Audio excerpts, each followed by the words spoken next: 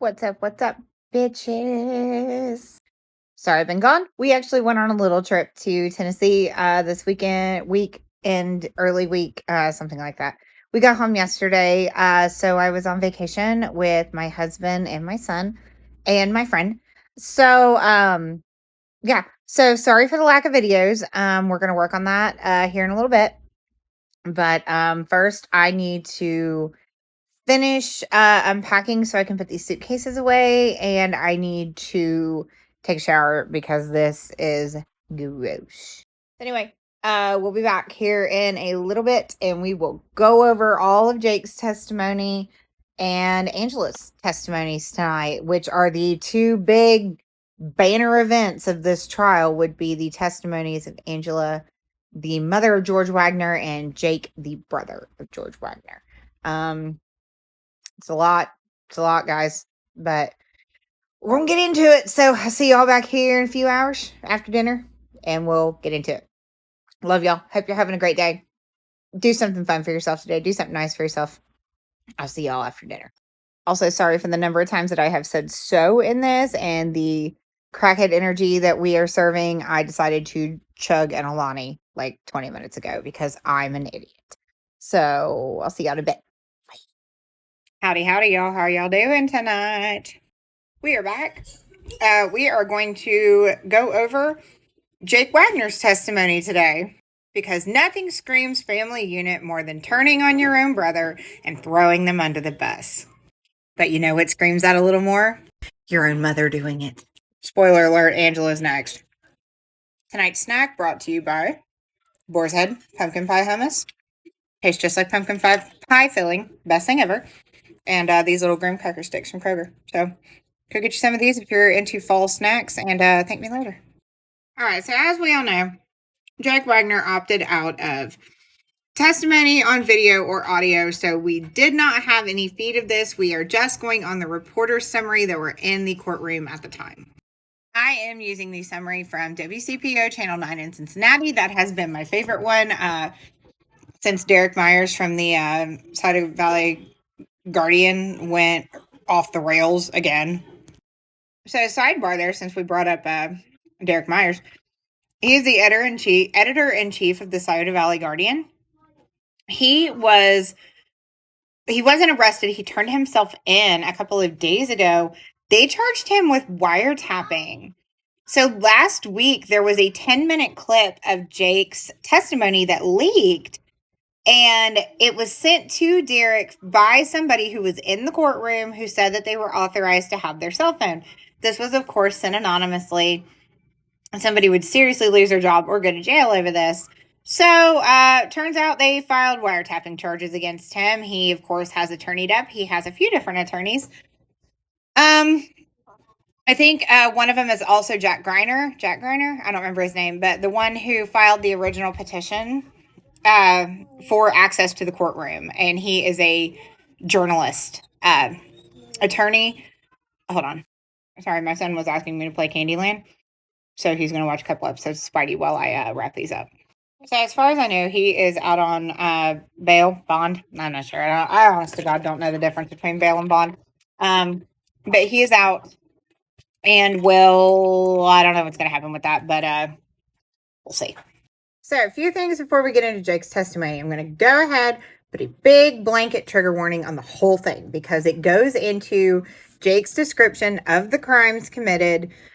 So we, of course, have the gory details, the painful details, the details involving the children, things like that. So it's going to get messy. Also, one more thing before we go to the next part and get started.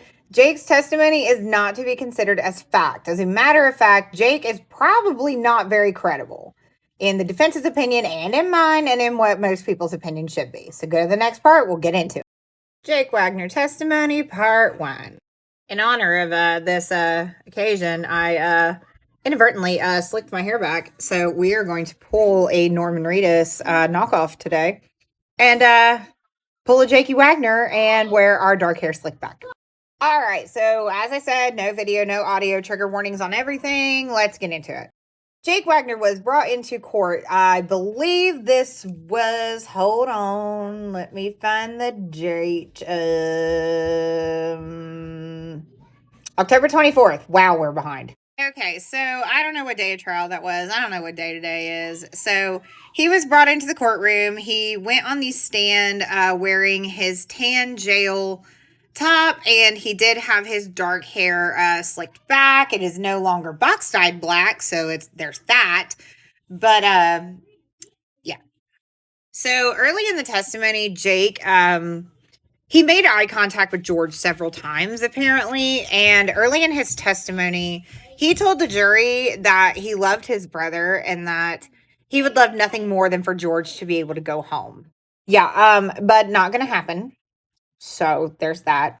And also, sidebar here, speaking of his family, so when Jake was asking, they were negotiating the terms of his plea deal and like what kind of perks and incentive he would have to testify and to confess. One of the things that Jake had the balls to ask for was a family reunion. Yes, a family reunion. I don't know if there was macaroni salad involved, but a family reunion with his father, his mother, his brother, and the children, Sophia and Bovine. No. Naturally, BCI told him, not happening, bud. And we still got his confession anyway, so Okay, so he started his testimony talking about the different homes that they had lived in, the insurance fraud, about how they had intentionally burned the house on Bethel Road, which was the house they'd lived in for like 20 years. I believe that's the one that they said they burned with grease in a turkey baster. Made it look like a grease fire in the kitchen. And then they had burned a semi-truck in 2016 also. And I don't know when the wreck was, but Jake also wrecked George's pickup truck with Chris Newcomb, their uncle, in the car or in the truck to collect insurance money because the cost of the repairs on the truck were going to be too high. So instead, they just totaled it and collected the insurance money. They also had to have the house on Peterson Road in his and George's name because their credit was better and their insurance record was clean. Go to part 2. Jake Wagner testimony, part 2. So Jake admitted that in addition to insurance fraud, which apparently seemed to be something they were all quite fans of, that his family were basically con artists and liars. So he admitted to lots of other random crimes: poaching deer, spotlighting deer. If you don't know what that is, that's where you drive out and you see a deer in the dark and then you flash a really bright light in their face. Either a lantern, truck, something, and the deer freezes and they can't see you because you're on the other side of the light and you shoot the deer and it doesn't have any kind of chance to get away from you. It's a really shitty way to hunt. They also talked about stealing. They were big fans of theft. They loved that. They would steal fuel, lumber, fence parts, appliances, building materials, and livestock from businesses in the area. So Jake said that they chose businesses with insurance so that they wouldn't hurt the working class people nearby. I believe what he actually said is that they chose bigger companies so that they would have insurance and it wouldn't be hurting like a local mom and pop type place. So I'm assuming that means along the lines of like Walmart, Rural King, etc.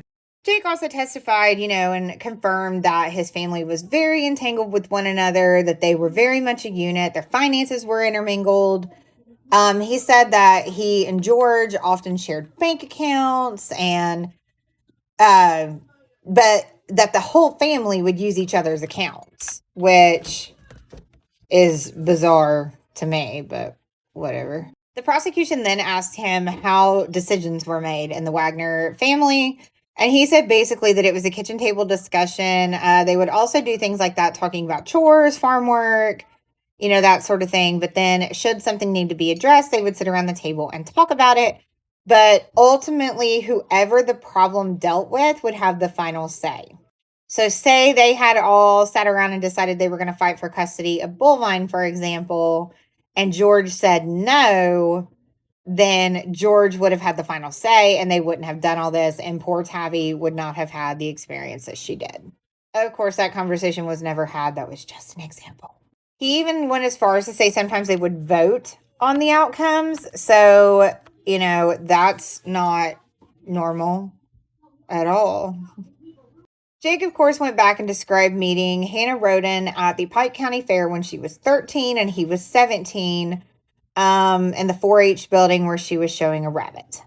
This poor rabbit keeps getting brought into this drama. This rabbit never asked for any of this. They, of course, started dating with her parents' permission. Not okay. Super creepy. 0 stars. Don't like it. Go into part 3. Jake Wagner testimony, part 3. So, of course, Jake started dating Hannah Mae Roden at an extremely inappropriate age and then proceeded to knock her up at an even more inappropriate age when she was 16 and he was 20. Yeah, 16, 20. Just in case you missed that detail before.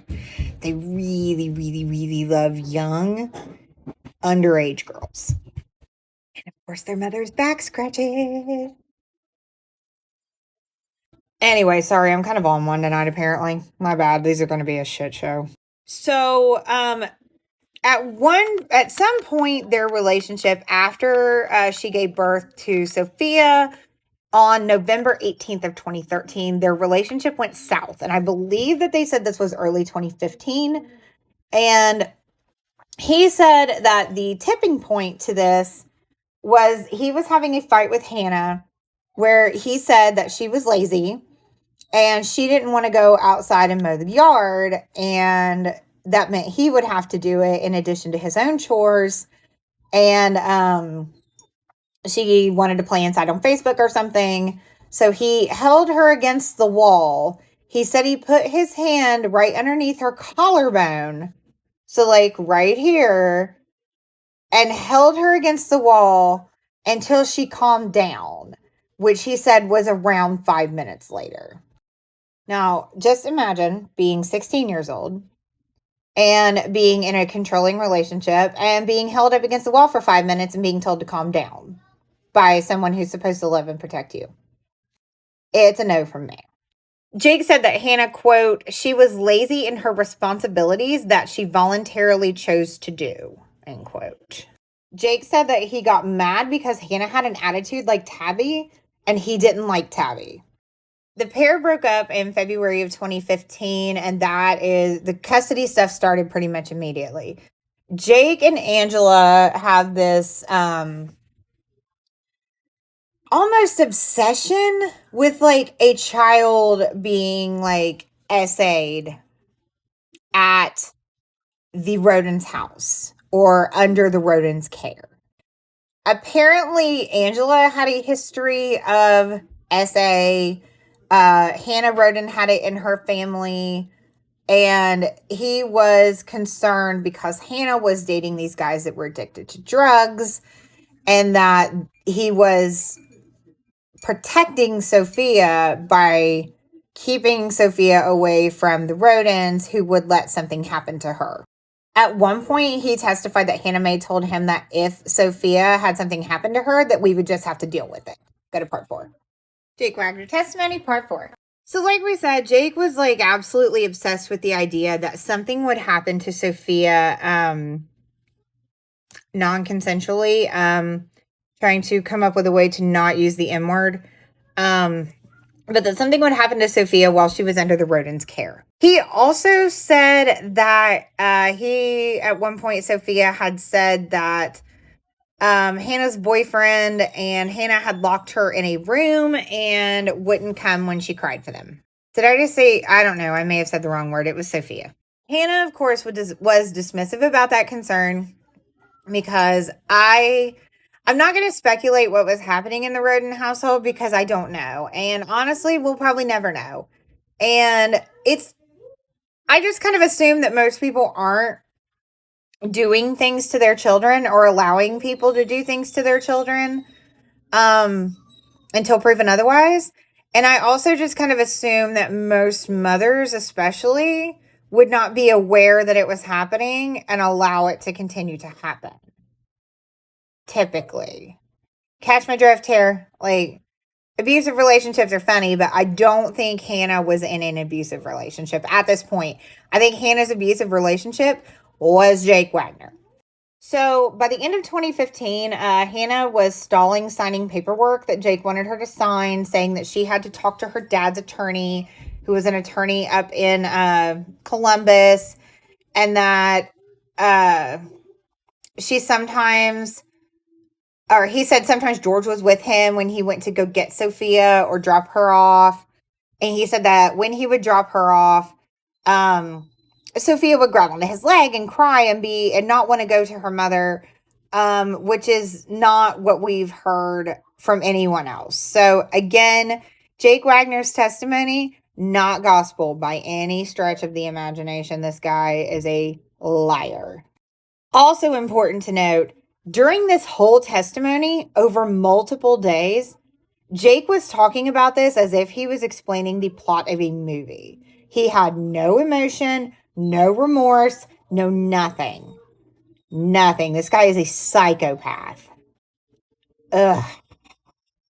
So at some point, the conversations that Angela was monitoring through Facebook Messenger came up, and that's how he became aware that Hannah said the Wagners would have to kill her before she would sign the custody papers.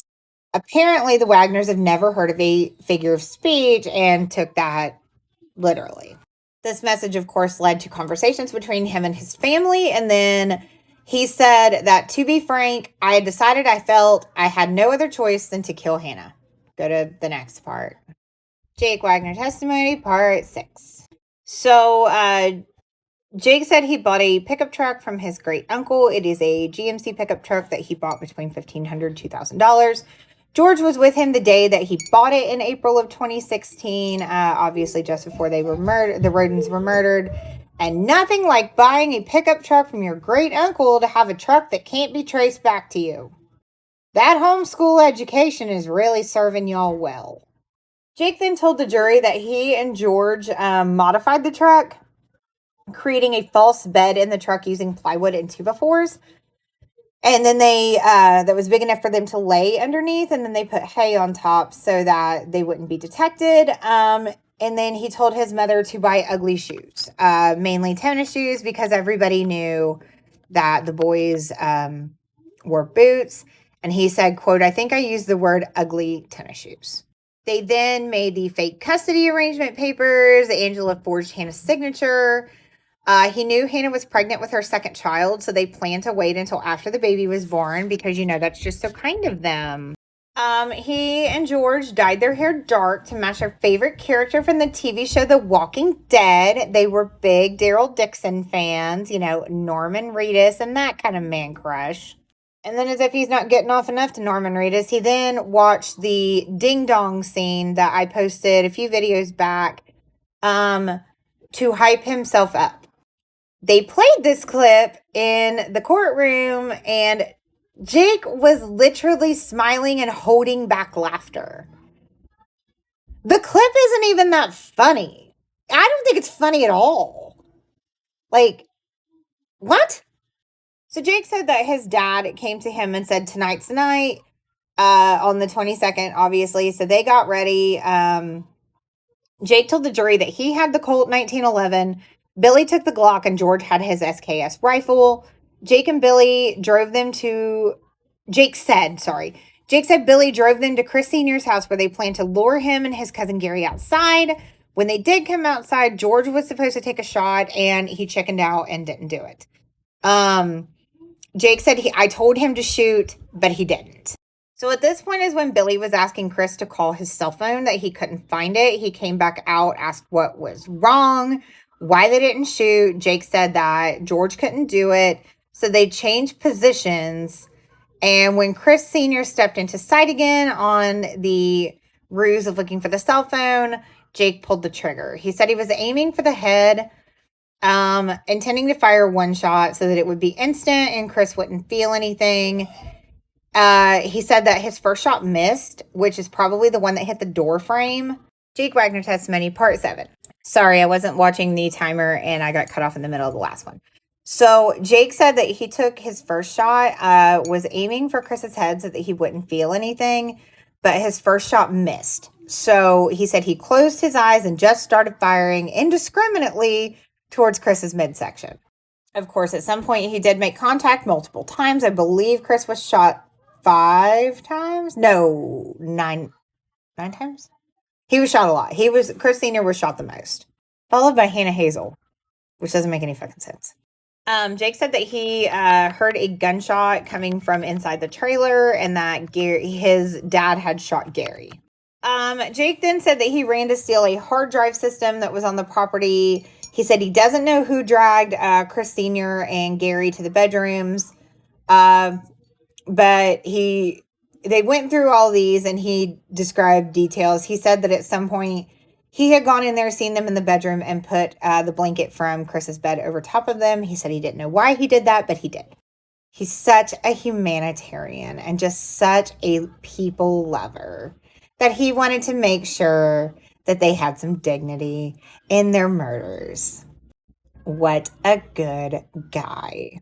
So he then said that they went from this scene to Frankie's, but the door was locked. So they left and decided to do a dry run over at Dana's house to see if she was home.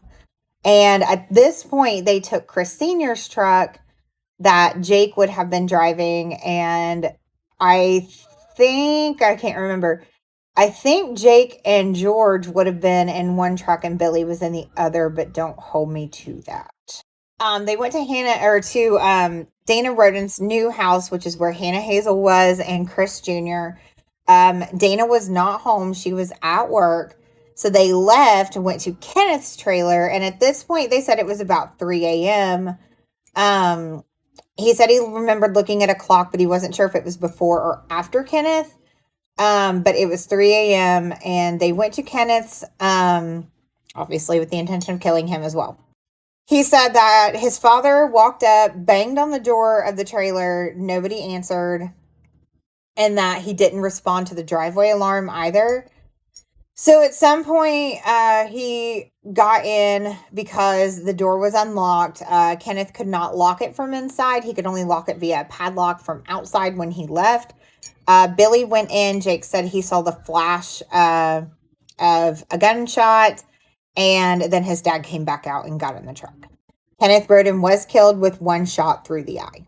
Head over to part 8. Sorry, I mislabeled the last one as part 8. It was part 7. This is part 8. So after killing Kenneth Roden, the murder trio here went back to Frankie's house. Jake testified that he did in fact climb in through that window in the chicken bedroom. That I got so much shit about saying was a fucking hoarder situation, but whatever. Jake did say that he climbed in through the window and then went to the door and let Billy and George in through the door. I don't know why Billy and George were in the house if Jake was doing everything, but whatever. So Jake testified that he killed Frankie. He shot Frankie twice, I think, in the head. And then when he leaned over to shoot Hannah Hazel, because obviously the shooting had started to rouse her, he noticed their 6-month-old baby Ruger laying in between them. He said, I did not notice their baby until I leaned over to shoot Hannah Hazel. He then proceeded to shoot her 5 times in the face and head.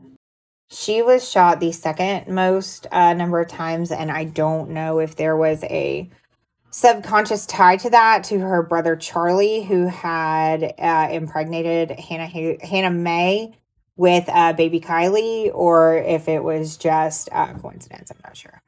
And we'll never know. They then left and went back to Dana's house. They are in Chris's truck. Also, clarification, that just reminded me. When they went to Kenneth's house, it was Billy and Jake in the truck. Jake was driving. Billy was riding in the truck going to Kenneth's trailer. And George was in their truck and stopped about a mile back from Kenneth's trailer. They had him pull over and stop and wait. When they got to Dana's house, Jake said he went inside. He stood in the hallway between Dana's room and Hannah Mae's room. He said Dana was awake. She was propped up on a pillow and on her phone. He said he looked at her phone later and she was on Facebook. He said that she looked at him and gasped. So he shot her once, then turned, went into the room where Hannah Mae was, and she was starting to rouse because baby Kylie was crying, and that is also why Dana looked over and saw Jake. but he shot her once and then went back, and Dana was still making noises, so he shot her again. He said he didn't put the pillow over her face, but he did shoot her a second time. He then went in and shot Hannah a second time, and this is the time that this shot knocked her body off the bed, and he placed her back on the bed for the baby to nurse. Head to the next part. Jake Wagner testimony, part 9. Small correction in the timeline. I apologize. I'm getting things mixed up. My bad. So Jake came in the house, shot Dana once or twice, then shot Hannah Mae once, then went to shoot Dana again because she was making noise, then went down the hall to Chris Jr.'s room, shot him twice in the head, and then went back to Hannah's room to find her body had fallen off the bed, moved her and repositioned her so the baby could continue to feed. He said that he was worried that if it was a while before the bodies were found, he did not want the baby to starve to death. He then told the jury that at this point, after everybody's dead, is when George and Billy entered the home. But then okay, now they're saying Kenneth was here. All right, again with the confusing timelines. I'm sorry. Yeah, just is what it is. There's a lot of crime scenes, there's a lot of orders, and then a couple of dry runs and that sort of thing. It's easy to get confused. So they were at Chris Sr. and Gary's house, went to Frankie's, were unable to get in, left, drove to Dana's house. Dana was not home. This is where I thought they went to Kenneth's, but apparently not. They killed some time, I guess, or went back to Frankie's at this point. I thought Dana's house was last, but apparently it was Kenneth's. So, God. All right. Last time, Chris Sr., Gary left, went to dry run Frankie's house. Door was locked. Left, went to dry run Dana's house. Dana was not home. Went to Frankie's house. There we go. We got it. Went back to Frankie's house, murdered Frankie and Hannah Hazel, left, went back to Dana's house, murdered them, then left and went to Kenneth's camper. This is when they had George pull off on the side of the road about a mile back. Jake stayed in the truck. Billy went inside and shot Kenneth. We have it. There's the timeline. Guess what? After that, he said the three of them drove back home and didn't talk about it. We are still on direct examination. This was the end of Jake's first day of testimony. The next day was when the ruling came down in the middle of the day and things got a little hairy. So I don't think they covered quite as much, but we'll get into those. There's 2 more days and I'm seriously considering if I want to do them tonight or tomorrow, but I'm going to try to do them tonight.